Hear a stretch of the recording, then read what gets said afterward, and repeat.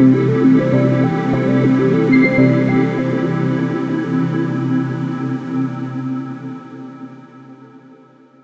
generasi smart, kali ini kita akan belajar biologi tentang sistem pernapasan pada manusia bersama saya Pak Agus. Yuk simak video ini sampai selesai. Istilah bernafas sering diartikan sebagai respirasi, walaupun secara harfiah bisa sama. Pernapasan atau breathing artinya menghirup dan menghembuskan napas.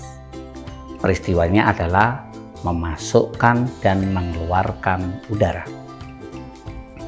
Oleh karena itu, bernapas diartikan sebagai proses memasukkan udara dari lingkungan luar ke dalam tubuh dan mengeluarkan udara sisa dari dalam tubuh ke lingkungan. Sementara yang dimaksud respirasi atau respiration berarti suatu proses pembakaran atau oksidasi senyawa organik atau bahan makanan di dalam sel sehingga hasil akhir yang diperoleh dari respirasi itu berupa energi. Biasanya energinya ini berupa energi ATP. Generasi smart, perhatikan gambar berikut. Pada sistem pernapasan ada dua hal penting. Yang pertama adalah alat-alat pernapasannya sendiri. Yang kedua adalah proses pernapasan. Kembali ke gambar, perhatikan baik-baik.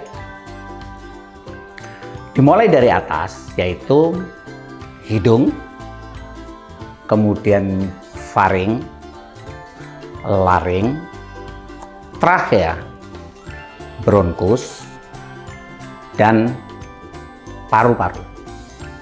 Nah, sekarang mari kita bahas satu persatu alat-alat pernapasan tersebut dan apa fungsinya. Yang pertama, hidung, yang dalam bahasa Latin disebut dengan cavum nasalis. Hidung merupakan bagian awal dari pernapasan yang dilalui oleh udara.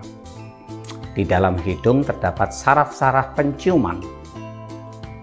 Rongga hidung memiliki 3 fungsi utama, yaitu menghangatkan, menyaring, dan melembabkan udara. Nah, generasi smart, bagaimana ini bisa terjadi? Untuk menghangatkan udara, udara yang menuju paru-paru dihangatkan pada saat melalui kongka yang terdapat di dalam rongga hidung. Yang kedua, penyaringan udara. Penyaringan ini dimungkinkan oleh adanya rambut-rambut halus atau disebut dengan silia yang meliputi selaput mukosa rongga hidung. Untuk melembabkan udara, keadaan selaput mukosa hidung selalu lembab dan selalu memberikan sebagian kelembapannya untuk udara yang terisap masuk melalui hidung. Yang kedua, generasi smart, yaitu tekak atau faring. Letaknya di belakang rongga hidung dan mulut.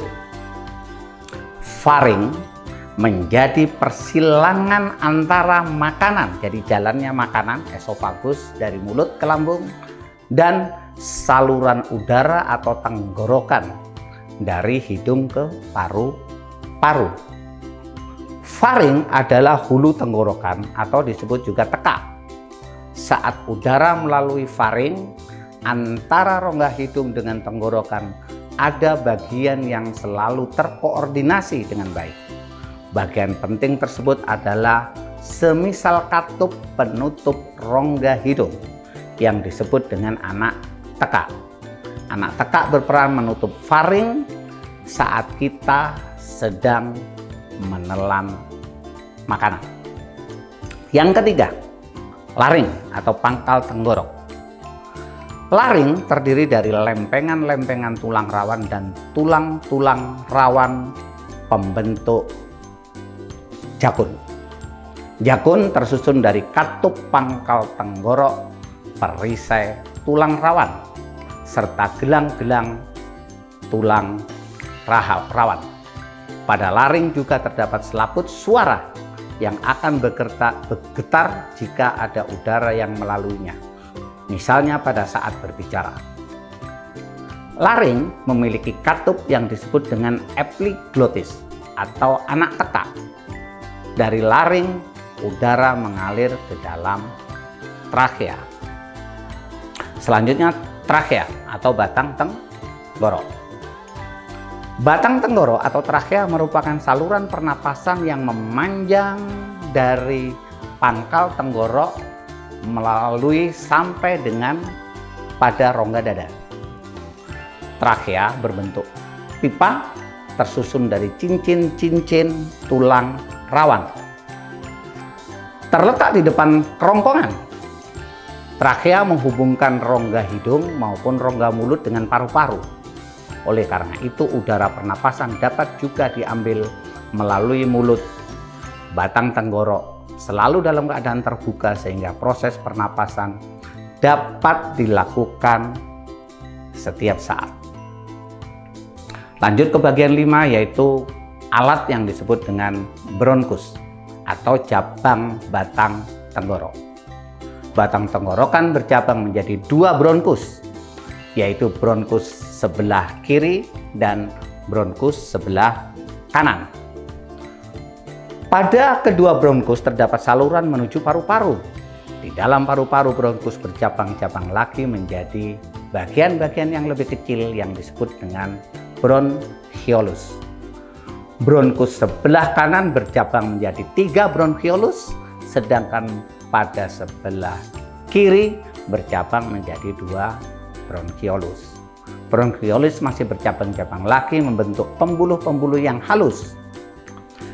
Cabang-cabang yang terhalus masuk ke dalam gelembung paru-paru atau yang dikenal dengan nama alveolus. Bronkus sendiri merupakan bagian yang menghubungkan paru-paru dengan trakea. Bronkus terdapat di paru-paru kanan dan kiri. Setiap bronkus terdiri dari lempengan tulang rawan dan dindingnya terdiri dari otot-otot polos. Di dalam paru-paru, bronkus bercabang-cabang lagi menjadi saluran-saluran yang semakin luas yang disebut dengan bronchiolis, dinding bronchiolis yang tipis dan tidak bertulang rawan. Yang terakhir, alat dari sistem pernapasan kita yang disebut dengan paru-paru atau bahasa ilmiahnya disebut dengan pulmo. Organ yang berperan penting dalam proses pernapasan adalah paru-paru. Paru-paru merupakan organ tubuh yang terletak pada rongga dada, tepatnya di atas sekat rongga dada yang disebut dengan diafragma. Paru-paru dibagi menjadi belahan atau lobus. Paru-paru kanan mempunyai 3 lobus yang berukuran jauh lebih besar daripada paru-paru sebelah kiri. Sedangkan paru-paru sebelah kiri terdiri dari hanya 2 lobus. Di dalam paru-paru manusia terdapat gelembung halus yang merupakan perluasan dari alat pernapasan yang berupa gelembung-gelembung udara.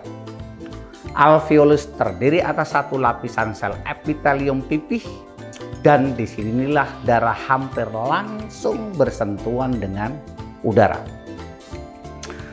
Adanya alveolus memungkinkan terjadinya perluasan daerah permukaan yang berperan penting dalam pertukaran oksigen dari udara bebas ke sel-sel darah dan CO2 dari sel-sel darah ke udara. Oksigen yang terdapat pada alveolus berdifusi menembus dinding alveolus, lalu menembus dinding kapiler darah yang mengelilingi alveolus. Setelah itu masuk ke dalam pembuluh darah dan diikat oleh hemoglobin yang terdapat dalam sel darah merah, sehingga membentuk ikatan yang disebut dengan oksihemoglobin. Kimianya adalah HbO2. Sampai di sini kita akan lanjutkan melihat contoh soal dari peristiwa di atas. Misalkan contoh soal nomor 1, generasi smart. Perhatikan baik-baik.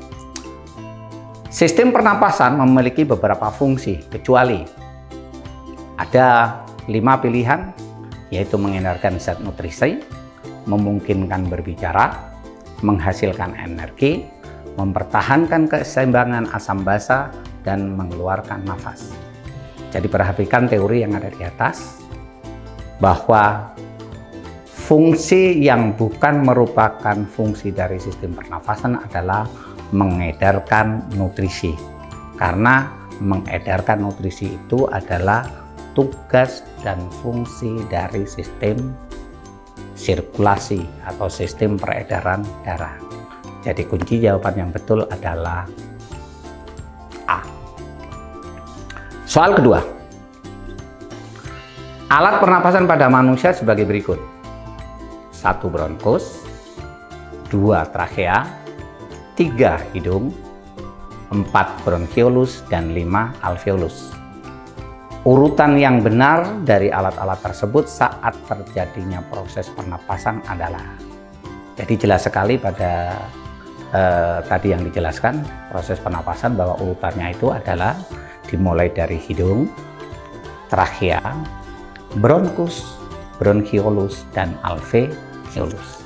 Jadi kunci jawaban yang benar adalah yang B.